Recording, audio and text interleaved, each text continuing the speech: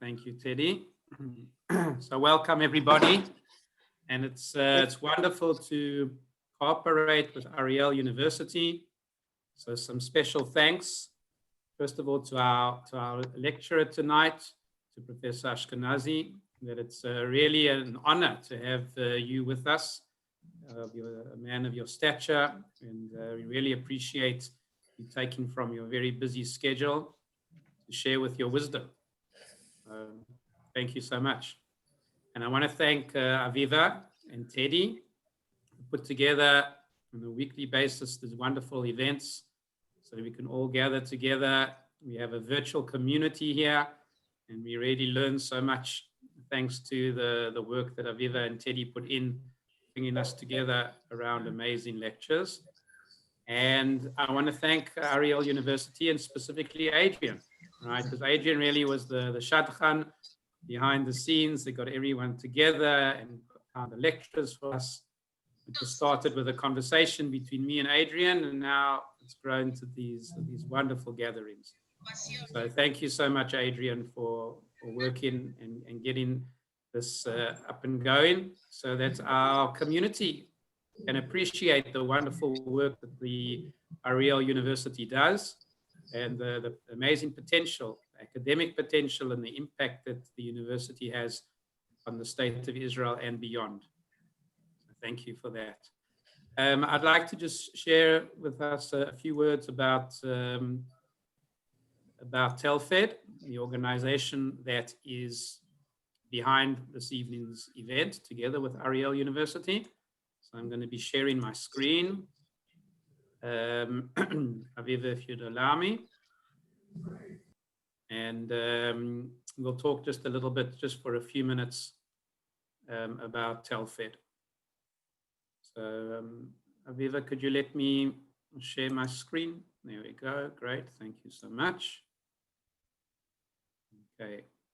So here we go. So Telfed is our nickname, Tel Aviv Federation, from the days when our offices were in Tel Aviv. And those days started in 1948, when we were founded by the South African Zionist Federation to look after the 800 Machal soldiers that came to serve in the War of Independence. And those 800 volunteers had a huge impact on the war effort. And as Yitzhak Rabin said, that it was because of the Machal soldiers from throughout the world that we were able to win the War of Independence. And we were looking after those 800 volunteers who came from South Africa. At the end of the war effort, the Zionist Federation said, well done, guys, come back home. But lo and behold, there were plenty of the 800 that wanted to make Aliyah. So they said, okay, you know what, Telfed, you continue operating. So since 1948, we've been involved with the absorption of Southern African Olim. Now it's also the Australians. And we carry that name with pride. We're no longer part of the South African Zionist Federation. We've been independent for about 40 years, but we still carry that name proudly. But we all go by our nickname, Telfed, even though we're now in Ranana, no longer in Tel Aviv. And if we look at our mission, so we want to make sure that our Olim can experience the quality of life that they can only get in a Jewish state, the Jewish majority in the land of Israel. And we want them to participate and contribute to Israeli society. We're not interested in keeping people in a bubble. We want to make sure that the amazing cultural, religious, intellectual stuff that we bring with us from South Africa and Australia, that it makes Israel a better place. And the last slide relates to the different departments at Telfed. Each one of these squares is a staff member together with a committee of volunteers. And the lady in charge of all those volunteers is Aviva. You can see we have 250 volunteers. And this year, the Klita department's been the heart of Telfed since 1948. We're in touch with the Olim before they come, after they've arrived at the airport, and we meet them there at the airport and see them through the bureaucratic process. And also we're in touch with them post Aliyah. We're in touch with them on a regular basis during their first year. And after that, they can always contact us. So a full-time Klita advisor, and we have 24 regional committees. Those regional committees reach out to the Olim before they make Aliyah, and they're the ones that welcome them when they arrive and are in touch with them at least during their first year. You can see also, besides South Africans and Australians, can see we're now also dealing with the absorption of the English Olim on a volunteer basis. Obviously, lone soldiers need special attention. And again, we have staff member looking after the lone soldiers before induction, while they're in the army, and also after their release. We're the only Ole organization that provides housing. 105 rental apartments in Ra'anana and Tel Aviv that allow us to give subsidized rentals. Those rentals are up to 30% below market rates to the Olim, and 70%, 70% of the rental income goes here to help the needy, whereby Telfed provides for 450 needy people a month to make sure they have food on the table, and a full-time social worker is the lady that makes sure that she can give them counseling and make sure that our community is safe. We have about 90 events a year. Now they've all moved online, and Aviva's in charge of these events. And these events attract about 5,000 participants. So we thank you for being part of that number. And we hope very soon to be able to go back to the face-to-face events and not only virtual events. I encourage you all to join our Facebook page, those youngsters on Instagram also. Be part of the monthly newsletter. 10,000 people receive that newsletter once a month to tell people what's going on with the Southern African and Australian Jewish community in Israel. The regular magazine that comes out at the time of the Chagim. Visit our website, and please like the Facebook page and be part of that virtual community. If you're not getting the newsletter, then please drop a line to Aviva, and she'll make sure to add you to the database. A full-time employment advisor, helping people before Aliyah, post Aliyah, preparing them for the job market. If you are a specialist in your field, please join us. Be a volunteer mentor, and be a mentor for new Olim that come to help them enter the job market in their field. Please let Aviva know if you'd like to be a volunteer mentor, and we will add you to our list.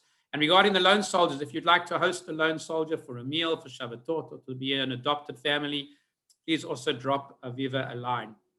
Our volunteers, besides the regional volunteers and all the committee volunteers, we also teach English to other Olim. Here you can see our volunteers teaching English to Ethiopian Olim. And we provide over 500 scholarships a year, academic scholarships. So again, you, your children, your grandchildren, it goes down 3 generations for Southern Africans. And make sure you're on the database so that you, your kids, and your grandkids can apply for those scholarships, those academic scholarships, when the time comes to study at university. So thank you very much. I want to thank you all for joining us. As you can see, Telfed, a wonderful organization, and if you're looking for a place to make your donations, so I think certainly Telfed can fit the bill. So you just have to go onto the Telfed online, onto our website, and you can donate via the website. You can dedicate lovely cards for loved ones, and they can get a lovely gift card when you make your donation. So please keep us in mind when the time is right. Thank you very much, and I hand over back to Teddy.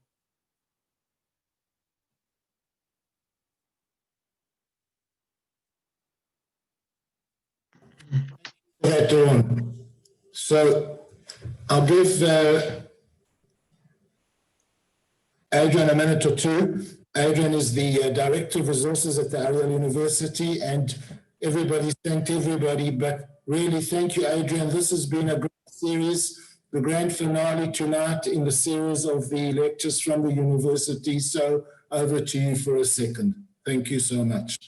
Thanks, Teddy, and thanks, Doron. I just want to first say it's been our privilege and pleasure to partner with Telfed on these series of lectures.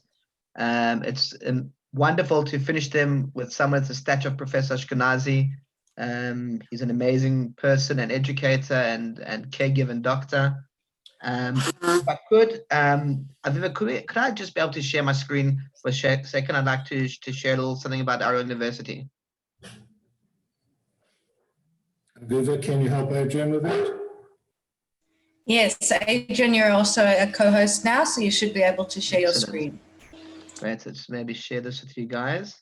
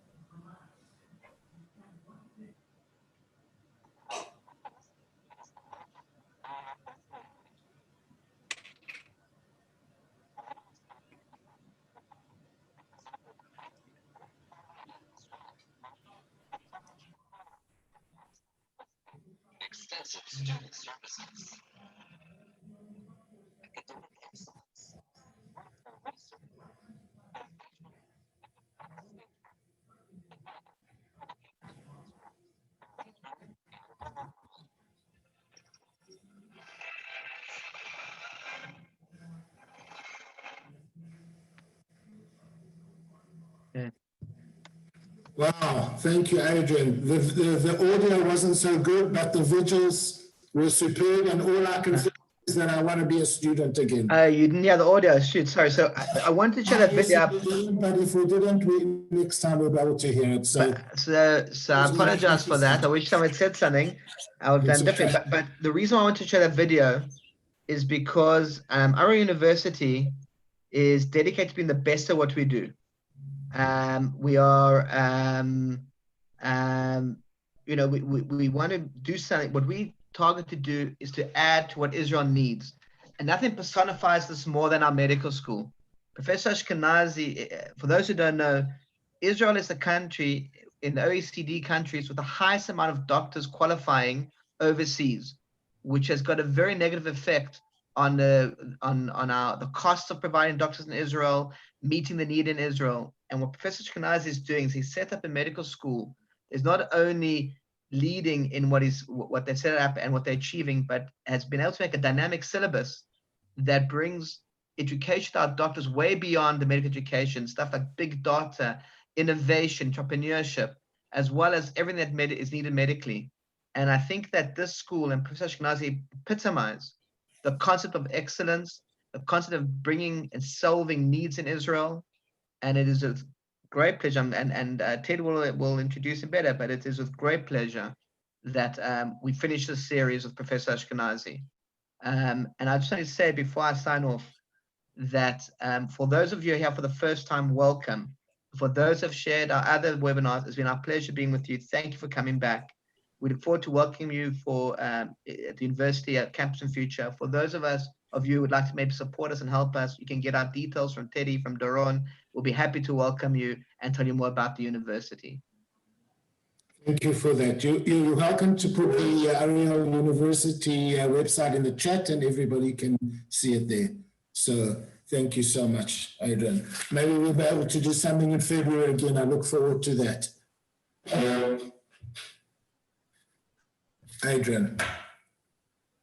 So again, a warm welcome to everybody to this evening's Telford online event with Professor Shai Ashkenazi.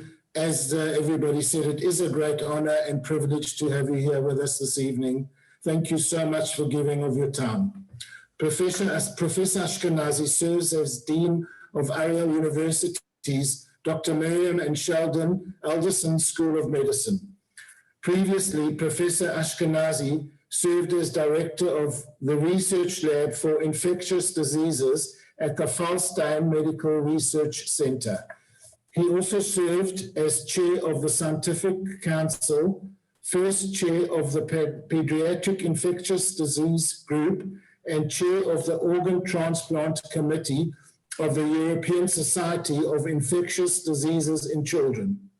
Professor Ashkenazi also served as director of Pediatrics at Schneider Children's Hospital. And thank you so much today for being with us. The topic we've chosen for today, our immune response against COVID-19, a double-edged sword. Thank you so much, Professor Ashkenazi. Well, good evening. Thank you for the introduction.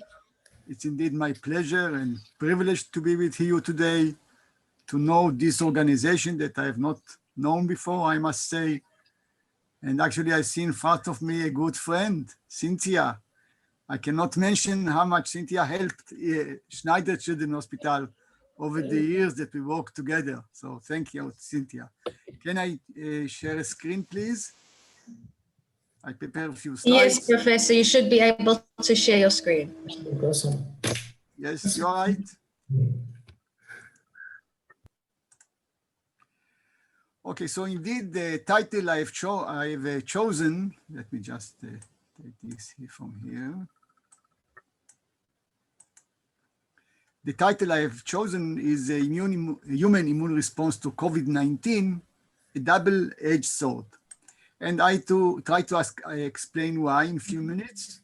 You can hear So the concept of a double-edged sword is that while stabbing his enemy with a double-edged sword, he also stabs himself. A concept of good and bad consequences. And obviously, this is from our Bible, as it's mentioned here in Tehillim, רוממות אל בגרונם וחרב פיפיות בידם. And the first time in Prophets, when Ehud ben Gira had a sword with two sides, actually, two-edged sword.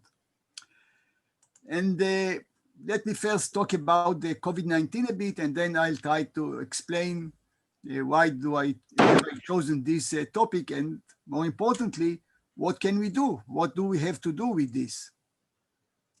Let me see if I can change it. Okay, so this is a cartoon of the virus that causes the COVID-19. Looks really cruel to us, I must say. And this is a mutated virus, which is called the SARS-CoV-2 virus, Severe Acute Respiratory Distress Syndrome, Coronavirus 2, a mutated virus from animals that have crossed the species barriers and infect humans, leading to the COVID-19 pandemic. Obviously you all are aware of the significant global morbidity and mortality associated with this virus, with this outbreak. Now the effects are really diverse. Medically, of course, I will talk about it a bit. However, we have very significant effects of the virus with the social distancing, not being able to kiss my grandchildren.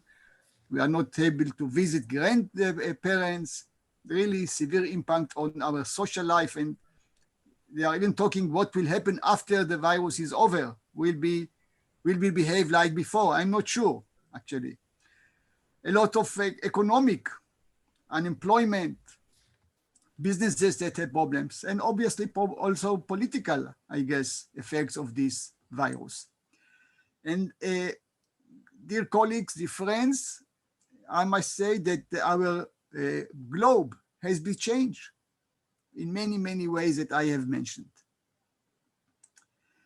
This is from the WHO, the global burden of COVID-19. And you see the amazing numbers. For about 11 months or even less, we have more than 48.5 million confirmed cases of COVID-19 globally, of which about 1,400,000 already fatal cases. That's really enormous in the 2020 where we have advanced medicine and so on. The impact are in many ways. However, I will just show you something about the medical education. Let me mention that we just opened the Adelson School of Medicine last year, October 2019. The first 70 students entered our class out of about 700 candidates that have registered and really have passed the exams, but we had to choose only 70 to increase the national project to increase the numbers of Israeli graduated physicians. So the coronavirus had an effect on medical education as well. And actually we did and published a study that was published in the Israel Medical Association journal in August, already have several editorials and discussions. We studied the economic distance learning of preclinical studies or the first year of medical school during the COVID-19 pandemic. And I will not go into detail, of course, but in this study, we have shown that the transition that was really very quick on the first semester, all studies were frontal studies. The second semester in our medical school had to be opened on March 15. A day before that, we had the quarantine. It couldn't open. And you have to switch in 3 days. On Sunday, we opened the studies by the remote learning by mainly the Zoom platform. And it went very well. The students were very happy, and many of them would like to continue in some aspect with remote teaching and learning even after the coronavirus era. When we thought about why did it happen, I must say that as a new medical school, we have very many pioneered programs in bioinformatics and big data. One of it was already telemedicine before knowing that we are going to have the coronavirus outbreak. So each of the 70 students in our medical school, before starting the studies, they had to have a laptop. Either they have, or if not, we'll try to help them getting one. In this laptop, we put many studies materials. During the lectures, they have to use it. For instance, in bioinformatics, we gave them a mutation and they have to look at the data in the internet to look for the information. And actually, on the first semester, before having the coronavirus, all the exams were online with special program that you enter the exam, it closes all the other sites on the internet and all the other files, and you do the exam. So I think this helped us, the telemedicine, the online teaching, online examination before the coronavirus, helped us to pass the second semester very well. I'm the president of the Israel Pediatric Association, and we did another study to see the effect of telemedicine during the COVID-19 outbreak and the perception of primary care pediatrician for the future. Again, I will not go into details. It was published just, I think, a month ago in the Israel Journal of Health Policy Research. And we found really that medicine has been changed. During the COVID-19, a lot of medicine in terms, also in pediatrics, was telemedicine. And we expect that some changes will stay with us for years. So, by the way, it's possible. For me, it's okay if you want to stop me and ask questions now or at the end, it's okay. So, dear friends, we have actually a double-edged sword because we have on the one hand and on the other hand. So on the one hand, the immune system is crucial to overcome COVID-19, as it is crucial to overcome every other infection. We know that. And just very briefly about our immune system, because it's important for then in the explanations. So we have two branches in the immune system, the innate immunity, what we call the innate immunity, which is the natural immunity before exposure to any microorganism. And the components of this innate immunity, natural immunity, is the phagocytes, dendritic cells, complement. And this is not related to previous exposure to the same microorganism, and the reaction is very quick, in few hours. The second branch is the adaptive immunity, the acquired immunity, that is acquired after exposure to a certain microorganism. And this immunity has two components, the B lymphocytes, the humoral immunity, and the T lymphocyte, the cellular immunity. The B lymphocytes, after exposure to a microorganism, develop antibodies that I'll mention later in terms of the vaccine for coronavirus. So we develop specific antigens to the pathogen, very specific. These antibodies are only to this pathogen. It recognizes certain epitopes, certain sites, receptors on the pathogen. So this is the humoral immunity, development of antibodies. In addition, we have the cellular immunity, specific T lymphocytes that attack the microorganism in several ways. And this is also after exposure, and this is specific, organism specific with specific receptors to these effector T lymphocytes. The adaptive immunity, the acquired immunity, will take about 2 weeks to develop after being exposed to a microorganism. So typically when we are exposed to a cold, a flu, or something else, we are sick for about 1 week, 10 days. During that time, we develop the adaptive immunity, the acquired immunity, and we overcome the infection. So we have the antibodies, the T cells, and the T cell produce cytokines, small molecules that are important in terms of our immune system. So on one hand, as I mentioned, the immune system is crucial to overcome COVID-19. We know that. And the way we know that people with immune deficiency, either primary immune deficiency that you are born with, or secondary immune deficiency related to chemotherapy or steroid therapy, these people will have a more severe disease with higher mortality. I must mention just now in Pediatrics A in Schneider, my department for 20 years of chairmanship of this department, we have a child with lymphoma under chemotherapy, and she has already COVID-19 for 4 weeks, I think. So the immune system is important, and we know those with immune deficiency will have a poor prognosis, a prolonged course, and more complications. And we physicians would like to fight the coronavirus, to stop the virus, this cruel virus. How can we do it? We'll try to do it by vaccines. And now in this scheme of the coronavirus, we see the proteins on the surface of the virus. These are called the spike proteins, giving the virus the shape of a crown. That's why the name coronaviruses. And this protein, this is the spike protein, a very significant protein on the surface of the virus, is important for us a lot, because this is, on one hand, the virulence, the major virulence factor of the virus, the way that the virus causes disease and complications.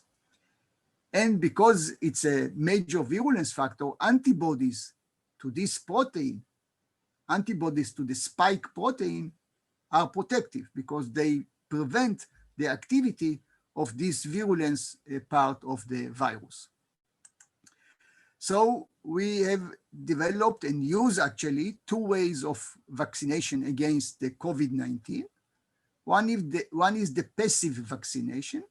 Passive vaccination, we mean giving preformed antibodies. This is the shape of the gamma globulin, the antibodies. We give these antibodies and they bind to the spike protein and neutralizes the activity of the spike protein.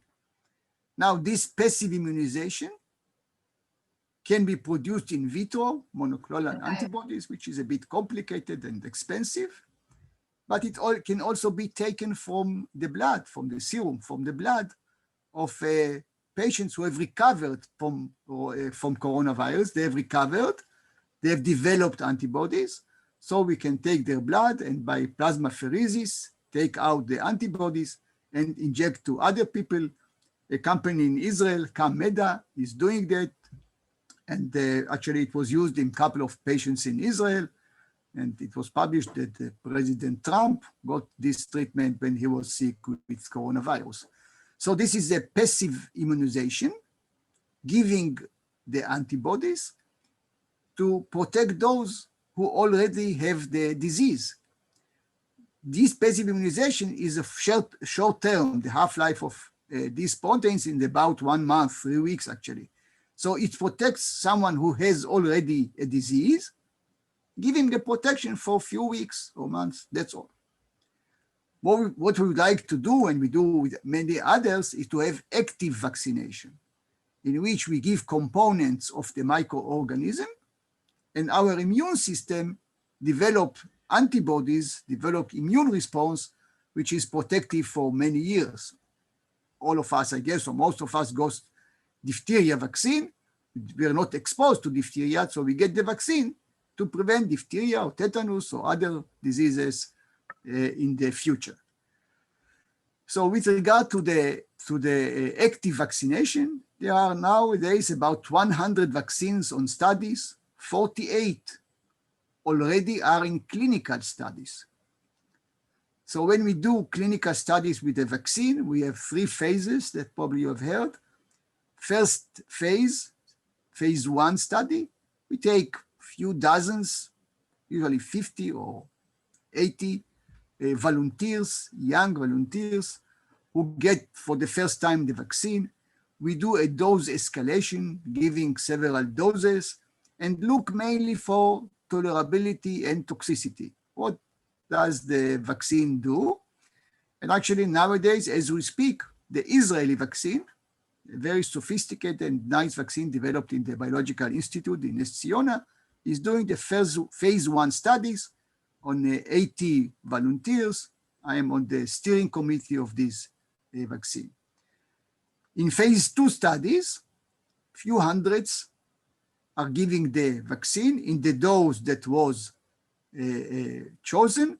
For instance, in the Israeli vaccine, we give 10 to the 5 organism, 10 to the 6, 10 to the 7, and also 2 doses of 10 to the 5. So you look for the response of the volunteers, and then you choose the dose that you would like to work with.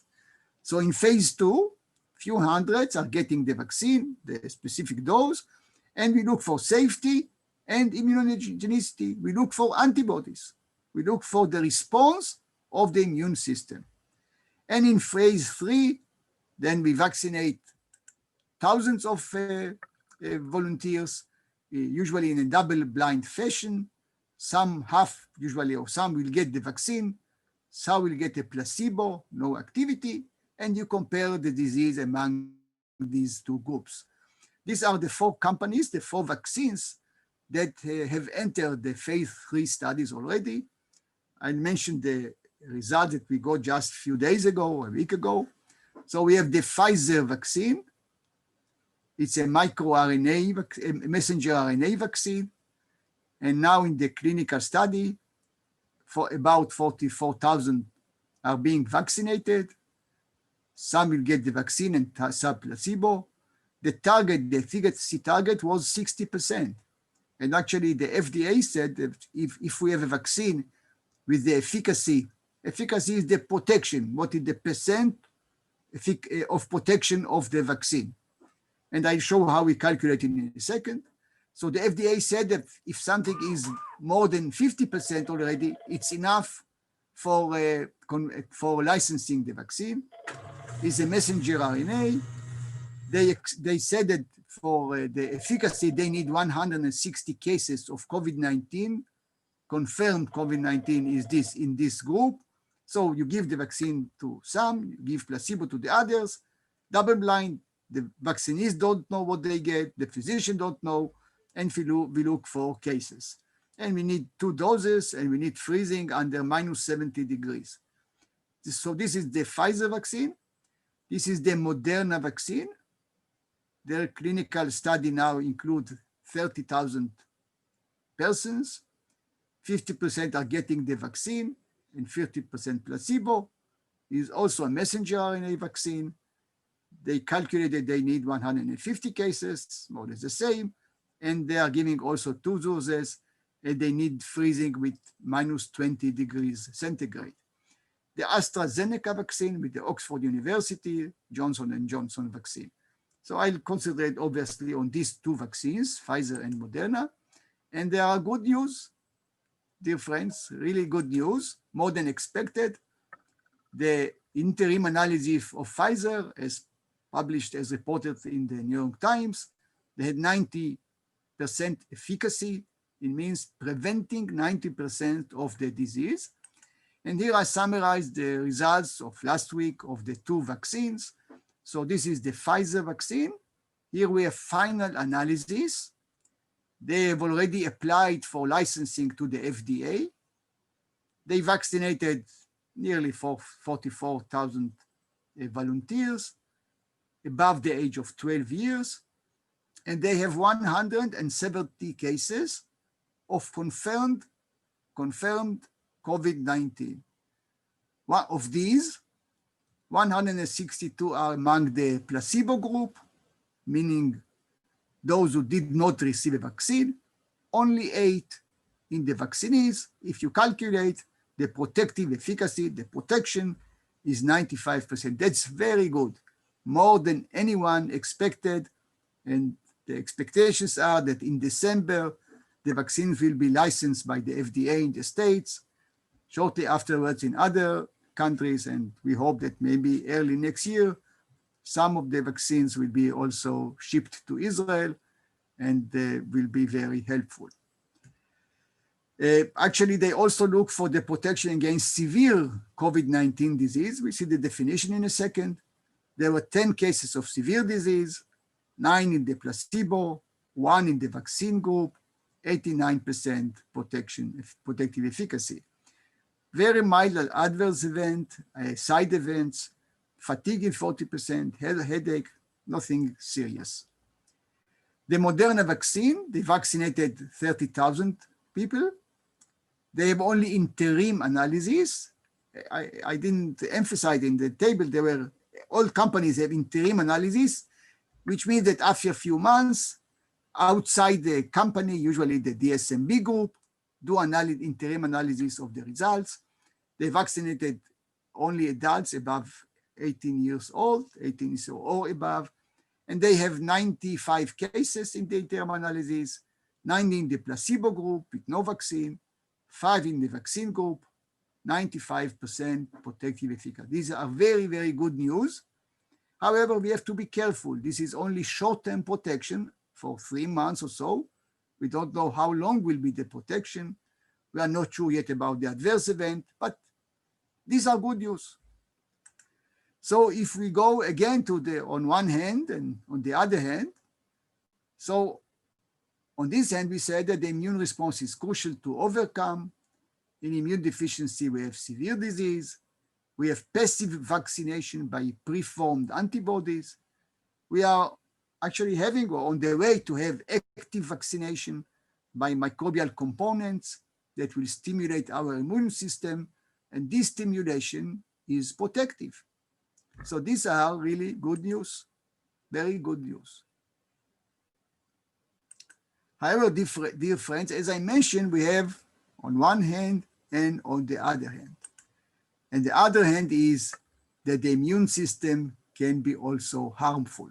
Sounds strange, but yes, it can be harmful. It can be harmful first in adults. We know that in adults, those who have the most mortality and complications, the typical course is that for about 7 days, you have an upper respiratory symptoms, fever, runny nose, headache, weakness. Then after 7 days, most of the ill persons will recover. However, a small group, after 1 week, about 1 week, 10 days, suddenly deteriorates, develops severe pneumonia. This is the X-ray. These are the lungs.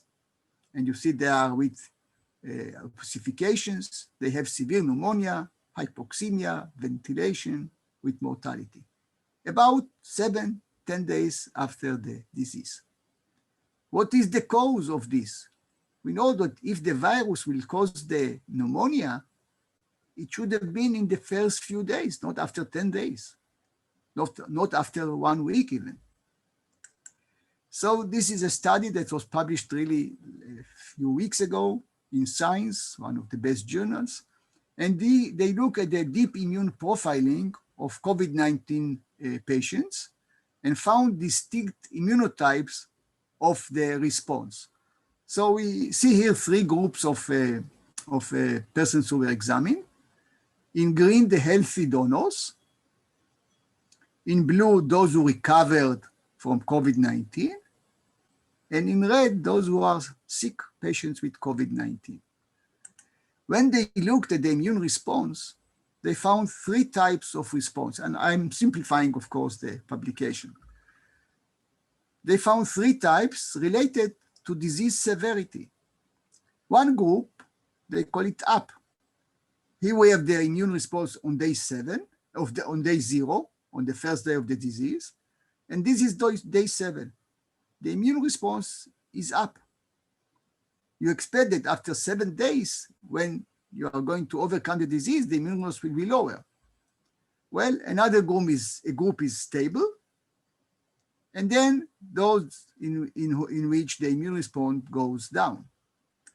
Now, when they examine the patients with the coronavirus, and here they have grading of the severity of the coronavirus disease based on the NIH scale that was published.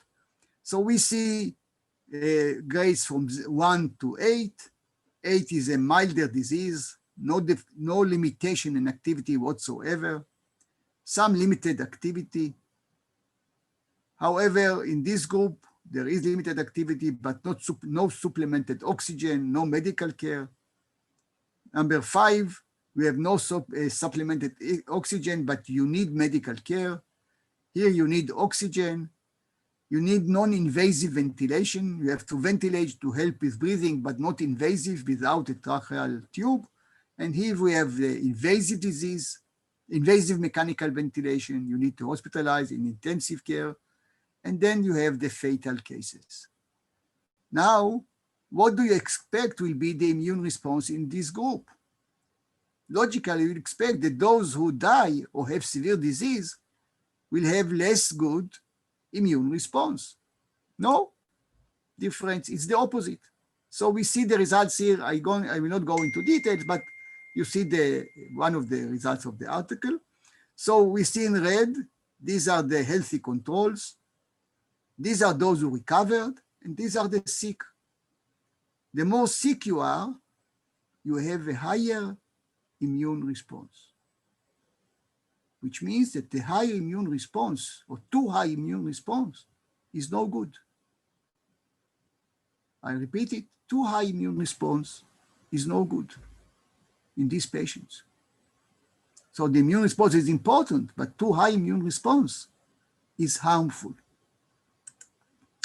So we have seen that the immune response can be harmful. We've seen adults. And as pediatrician, I would like to concentrate in children, which is even more striking. And let me share with you the results of COVID-19 in children in Israel as of last week or so. So we are in a kids era in Israel. And we know typically in Israel and everywhere, typically COVID-19 disease in children is a very mild disease. And indeed in Israel, we have about 96,000 children who were infected by the examinations for the COVID-19. Even more than 60, 70% are asymptomatic, which means they have no symptoms. They were examined because they were near someone else with COVID-19 in the family, adults, school children were exposed to a teacher. Nearly most of them has no symptoms at all. 470.5% were hospitalized. Actually, my department, Pediatrics A, was at the beginning the corona pediatric department at Schneider with only corona cases. Actually, even those who were hospitalized, most of them were only for observation, where we were not sure about the course of the disease. We want to take them out of their homes, not to infect the family. Really mild disease. However, suddenly in April, we had it was in the newspaper, 4 children in Israel who had very, very severe disease. They were in the intensive care units, one in Jerusalem, one in central Israel, one is in Rambam in the north. 4 children with very severe disease, hospitalized in the intensive care. 2 were ventilated. They had very, very severe disease. Fortunately, no one died. I'll go into numbers of deaths in a second. No one died, they all recovered, but they had a very long course. And they were diagnosed with what we call PIMS, Pediatric Inflammatory Multisystem Syndrome. This is a syndrome that children with COVID-19, sometimes, usually with very mild disease, few days or weeks afterwards, suddenly develop a multi-system failure with heart disease, blood pressure is down, renal insufficiency, hepatic damage, multi-system disease, and all the markers are of a very, very severe inflammation. very severe inflammation. This syndrome, PIMS, is associated with mortality of 2 to 3%, much, much higher than the mortality of COVID-19 itself. And it's all after a few days. Luckily, as I mentioned, no one died in Israel, but we know this syndrome, hyperinflammation, is associated with a mortality of 2 to 3%, organ failure, ventilation, intensive care, pediatric intensive care unit admission. Well, why? What is the cause? Actually, as a president of the Israel Pediatric Association, soon after, we wrote guidelines for pediatricians in Israel, how to diagnose the syndrome and how to treat the syndrome. And it was published in May. As I mentioned, again, it's a PIMS, Pediatric Inflammatory Multisystem Syndrome. It's also called Multisystem Inflammatory Syndrome in children. So we published the guidelines for children, how to diagnose, to report to us, and how to treat them. And the treatment actually is to suppress the immune response. We give these children steroids, also the adults with the severe disease. We give them immune globulin to suppress the immune response. And as what I can mention, as of today, we have 26 children that were admitted with PIMS. No one died, all recovered. Many of them have been in the intensive care unit, pediatric intensive care unit, but no one died. Well, I just will show you two articles that discuss this issue. One was published in Pediatrics, the Journal of the American Academy of Pediatrics, a few days ago, I think, few days. And then we look here at antibodies to the spike protein and to the nucleocapsid protein. And you see again, these are hospitalized control. This is unrelated Kawasaki disease. These are COVID-19 children. And these are the children with the PIDS or the multi-system inflammatory syndrome in children. They have the highest immune response, very clearly. Highest level of antibodies. They are protective. We check the vaccine by antibodies, but still this level of antibodies is harmful. And this is the antibodies to the spike protein, and this is to the nucleoprotein. Again, these are the controls, patients with COVID-19, and those who will have the severe hyperinflammatory syndrome have higher levels of antibodies. This is from the Lancet Infectious Diseases, indeed just 3 days ago, I think. I will not go into details, it's complicated, but once you have the infection in those who develop the syndrome, you have a puroptosis, and then you have what we call cytokine storm. They produce many cytokines of different kinds and have severe inflammation. They have antibody-dependent enhancement of this spike protein in these patients. So, dear friend, we actually have shown that the immune system is crucial to overcome COVID-19, but the immune system can also be harmful. Good and bad together. And the question, what can we do? What can we do facing this strange situation? Well, what we need to do is very clear. We need to elucidate very carefully the types of immune response in these patients, try to learn what causes the hyperinflammation, the dysregulation of the immune system, and if we understand it very clearly, we can treat this patient differently and overcome the infection. Actually, this is the grant proposal that I have submitted with my colleague, Michael Führer. He's an immunologist, I'm infectious diseases. And the idea was actually to check the immune response to the, very carefully to the COVID-19, develop a library of monoclonal antibodies to this spike protein of the virus, isolation T cell responses. Then by elucidating the mechanism, we will know some patients will need to suppress the immune system. but specific suppression, not by steroid that suppress everything. If we learn, for instance, we have many cytokines, but right now we know that IL-8 is very important in this syndrome, so we can give anti-IL-8, interleukin-8. So this was submitted to the Israel Science Foundation for funding. It's an expensive study. We didn't get the funding yet, but we have applied. And with this, we hope really to help our patients and know precisely when to react, when to suppress the immune system, and when to give the vaccine and stimulate the immune system. What can I say, dear friends? 1,000 years ago, the Maimonides, Harambam, as we all know, he was a physician, and he wrote, he says, on many ways, Hakol b'midah. The amount is important. Over activity is harmful. Overeating, over drinking.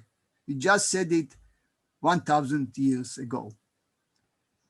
And in conclusion, we know that the data regarding the COVID-19 changes every week. Every week we get new information, usually surprising. We had the first wave, the second wave. Now, I heard today there is an increase to 900 cases a year, maybe a third wave. So I learn to be modest. So what I can say, dear colleagues and friends, that all I have said applies for today. I'm not sure it will hold next month or next 2 months. I'm not sure. So I would like to thank you for the attention and really salute our teams in the hospitals and in the community in Israel, the physicians and nurses and physiotherapists and so on, all the others who are helping us to treat this, our patients and overcome this very severe pandemic, a severe outbreak. So thank you very much. Thank you very much, Professor Ashkenazi. We'll now open the floor to questions. If anybody has a question, please unmute yourself one by one, and you'll be welcome to ask any questions. My pleasure. Cynthia, yes, hi. I'm good. You're doing I worked with Cynthia for many years. She helps us so much, so much. Thank you, Cynthia. Shalom, Professor Ashkenazi. I saw a very interesting video. First of all, thank you for a fascinating talk. It's a pleasure listening to you every single time.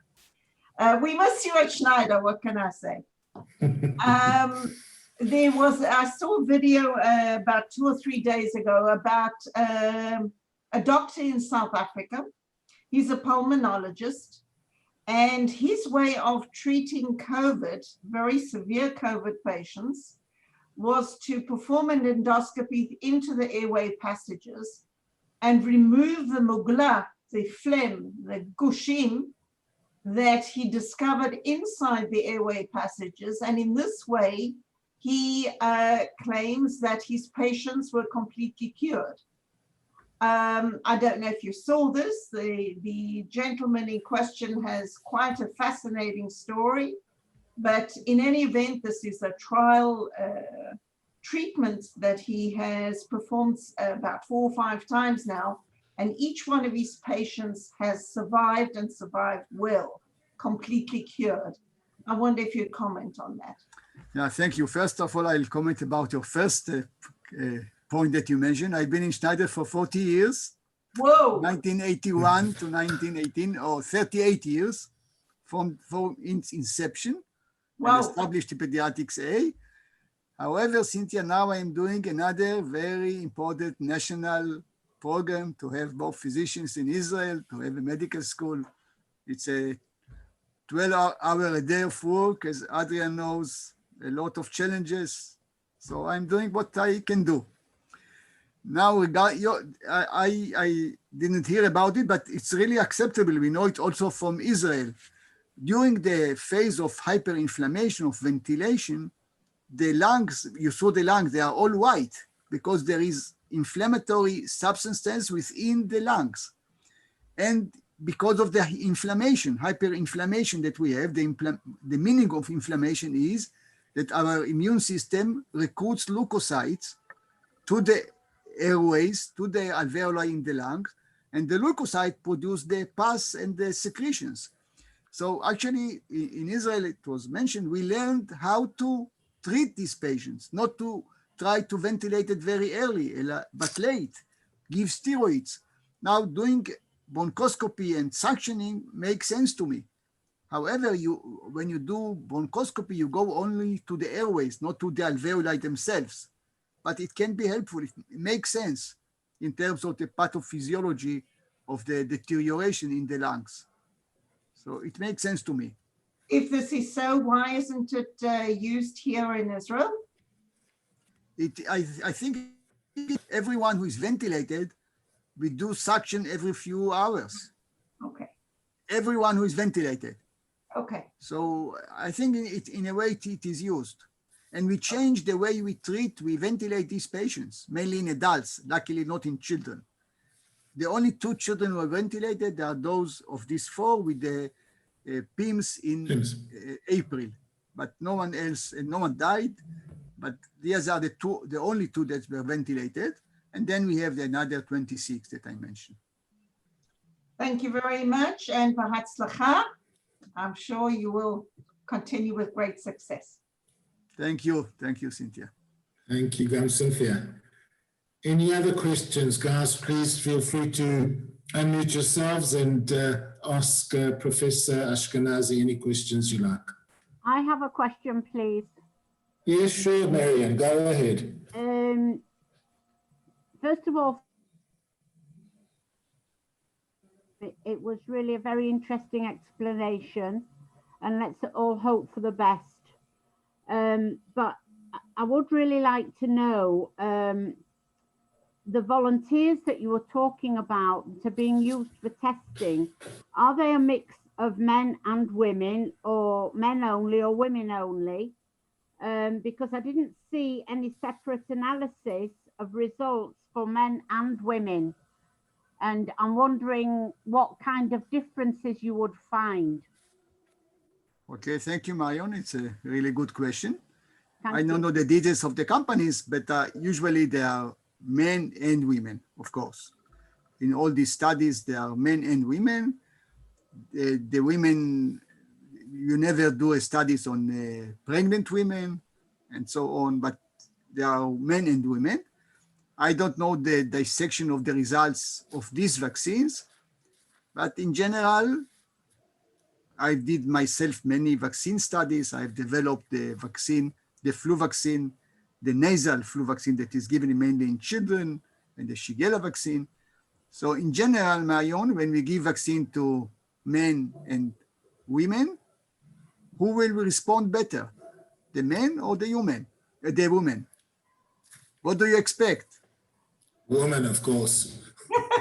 Yeah, so certainly the immune response to vaccines in women is much better. And Marion, who died more of COVID-19, men or women? Men, of course. So actually all infectious diseases, or nearly most infectious diseases, are more severe in men than in human. And we know that the estrogen or the immune system in women is more active. The testosterone has suppressive effect on the immune system, and the estrogen have a stimulating effect. So nearly every vaccine that we examine, the response is better in women, and infectious diseases, they are more severe in men. COVID-19, the mortality in men is about 20%, 25% more than in women. So now we know who is the strong gender. Thank you very much. Gives us hope. It was never a question. Yeah, you enjoyed the answer. Anyway, we have some questions on the chat too. I don't know if you want to read it yourself or you want me to read it. A question from Vivian regarding children. The chat, I need my glasses. Oh, never mind. We'll read it for you. The vaccines are not tested on children. How can we be, if somebody doesn't jump it, how can we be sure it will be safe for them? Yeah, That's for sure. It's a great question. As a pediatrician, we ask this question. We are in the team of the Ministry of Health. Generally, you start the studies on adults and then you move to children because children are more vulnerable and so on. Now, to license the vaccine for children, there are two possibilities. One, to do an efficacy study in children, which is unlikely. The other way that usually is done is what we call bridging studies. In other words, you have these 44,000 who vaccinated with the Pfizer vaccine. You have the protective efficacy. You have their blood. So you check what level of antibodies in the blood are protective.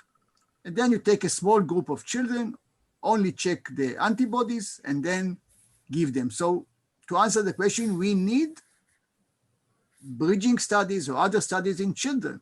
We need also in the elderly. The studies were not done in very old people. It was from 18, I think, to 50 or 60, or 65. The study was not done in patients with underlying diseases usually. So there is still a way to go. And as I mentioned, we have to be careful because the protection is only for the first 3 months. I don't know what will happen after 6 months, 1 year. We'll need a vaccine every year, like the influenza, I don't know. So really there are still many questions. We have to be optimistic, but still many questions. So the answer for children, we need studies in children. That's true. I think children are not the first target of the vaccine because the disease is very mild and really very little mortality. So the first target will be probably older persons. Okay, we have another question from Cynthia. Would you like to ask it or would you like to read it? You mentioned the Oxford vaccine, Pfizer and Moderna.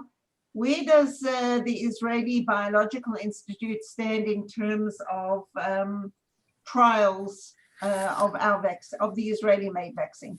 Okay, the Israeli vaccine is now really nearly completing the phase 1 study, in which 80 volunteers will be vaccinated in 3 doses, 10 to the 5, 10 to the 6, 10 to the 7.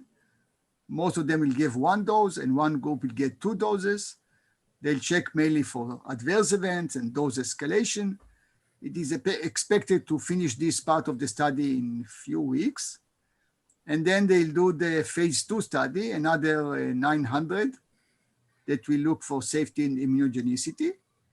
And then the plans are to do probably in March or April, 30,000 efficacy study. Again, half will get the vaccine, half a placebo. So we are in a way behind the other companies, we know that. However, the vaccine looks very, very good. They did challenge in small animals, big animals. It looks really very, very good. It's a VSV virus in which by recombinant technology, the genes encoding for the spike protein were introduced. So it's a very good vaccine, but it will be later. That's for sure. I had another question also. Were Go ahead. Sorry, were there any side effects exhibited in the trials conducted by Pfizer and Moderna? And if so, what were they? Well, we don't know yet. The vaccine that we have the result of the efficacy are the messenger RNA vaccine, mRNA vaccine. The adenovirus, we don't have the results that I have seen yet. The AstraZeneca, I didn't see the results yet. They said they're going to finish or something, but I didn't see the results. This is the adenovirus vector, attenuated adenovirus as a vector, in which they put the genes for the antigen of the spike protein, the same concept. But I didn't see. Also for the even Pfizer vaccine, we didn't see the full spectrum of adverse events. I didn't see the publication yet. But we have to follow. Sometimes we have adverse events after half a year, so we have to follow. We have to be happy but careful. I understand that. I think that a lot of us at our age are a little bit apprehensive about taking this vaccine because of that point, that we don't know if it will help us or be adverse. Yeah, that's so. In our age, Cynthia, we have to be careful. And I can tell you, you know, it sounds so simple that it's hard to believe.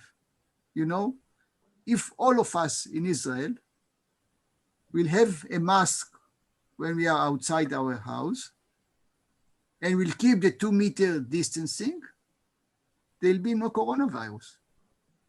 Very, very few will be infected. No quarantine. The cinemas will be open. The theaters will be open. The gym will be open. It sounds so simple. A mask, 2 meters, and no crowding, which looks very simple.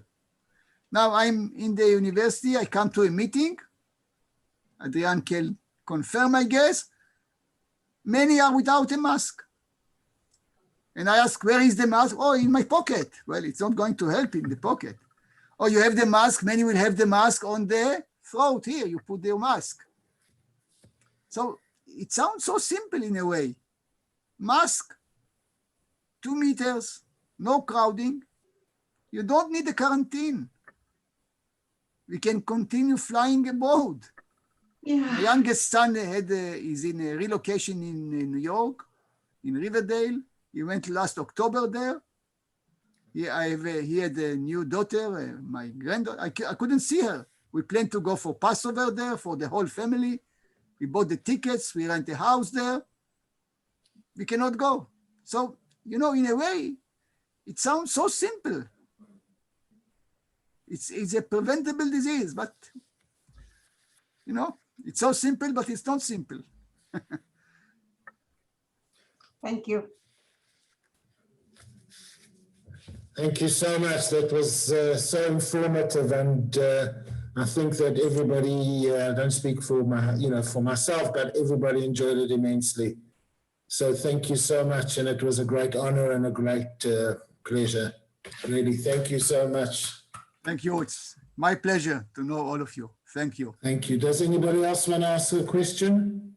I just wanted to say on behalf of Telfed, thank you so much, Professor. It was really fascinating.